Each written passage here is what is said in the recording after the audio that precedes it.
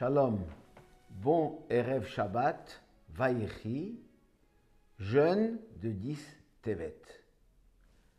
La paracha qui nous raconte comment Yaakov descend en Égypte pour retrouver son fils Yosef, qu'il n'a pas vu pendant 22 ans, descend avec toute sa famille et effectivement commence l'exil de l'Égypte.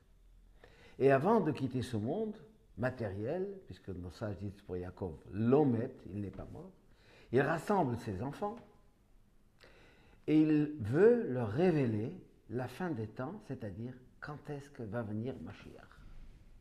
C'est ce que nous attendons tout le temps. La question qu'on me pose toujours, savez-vous quand est-ce qu'arrive Mashiach? Eh bien, Yaakov voulait le révéler à ses enfants. Et là, dit le texte, il a dit autre chose. Pourquoi? La Shrina, la présence divine, c'est-à-dire cette prophétie de date a disparu de lui. Il ne l'avait pas, il a vu que Dieu ne veut pas. Donc il les a bénis, chacun sa bénédiction, des bénédictions qui correspondent à leur action et à leur service de chaque tribu d'une manière individuelle pour tous les temps.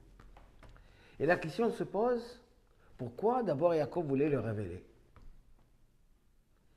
Il voulait le révéler parce que, ou bien les Bnei Israël étaient prêts à le recevoir, auraient tout fait pour qu'il arrive très rapidement, ils étaient tous prêts pour le recevoir rapidement, ou bien, si la date n'était encore pas arrivée, c'est que il y a des actions à faire, et donc faites quelque chose. Et pourquoi Hachem ne veut pas donc? Pourquoi Hachem n'a pas voulu? Pourquoi Hachem voulait que ça reste caché? Et si Yaakov révélait, on aurait évité tant de problèmes dans notre histoire, notamment celui d'aujourd'hui, veille de Shabbat, 10 Tevet, jour de qui marque le début de la destruction du premier temple. C'est le jour où le Nebuchadnezzar, Nabuchodonosor, celui qui a détruit le temple, a fait le siège de Jérusalem, qui a duré 3 ans. En essayant d'affamer, en faisant tout faire, il n'a pas réussi à rentrer pendant 3 ans. Et après, il y a eu la brèche, après il y a eu le 9 Av, destruction du temple, la mort de Guédalia et l'exil que nous connaissons aujourd'hui. Même si entre-temps, il y avait un bon moment, celui du deuxième temple, qui a duré 420 ans. Mais on aurait évité tout ça si Mashiach serait venu à la date que Yaakov voulait révéler. On ne le sait pas. Alors pourquoi Dieu n'a pas voulu?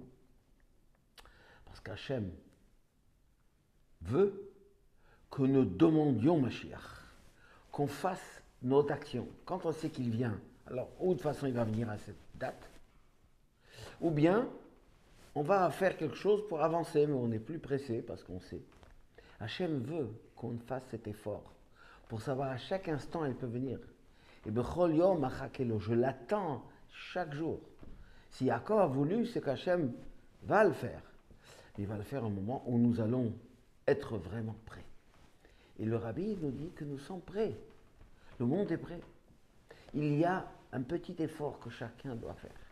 Et en ce jour de la destruction, du début de la destruction du temple et de l'exil, c'est le moment de réfléchir et voir comment on peut tout faire pour qu'il arrive prochainement. Et quand il va arriver, eh bien, ce sera la joie, le bonheur, puisque les otages vont revenir, bien sûr, espérons qu'avant qu'ils viennent, que tout le monde revienne.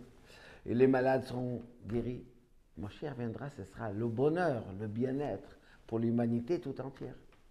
Et les efforts que nous devons faire maintenant, quand il y a des moments où on jeûne, c'est des moments de repentir, des moments de réfléchir pourquoi il y a eu tous ces événements. Eh bien, c'est un enseignement pour nous de tout faire ce que nous pouvons pour qu'il arrive très très prochainement par les bonnes actions que nous allons faire, surtout Ahavat Israël, l'amour du prochain, puisque nous savons que le temple, le deuxième, a été détruit à cause des disputes, des moments de mésentente.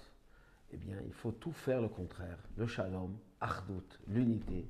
Ceci nous amènera la Géoula, la rédemption très prochaine. Et on n'aura plus à jeûner. Quand viendra Mashiach, eh bien, c'est marqué que tous ces jours de jeûne, non seulement qu'on ne jeûnera plus, mais ce sera des jours de joie et de réjouissance pour tout l'Am Israël. Shabbat Shalom ou Mevorach.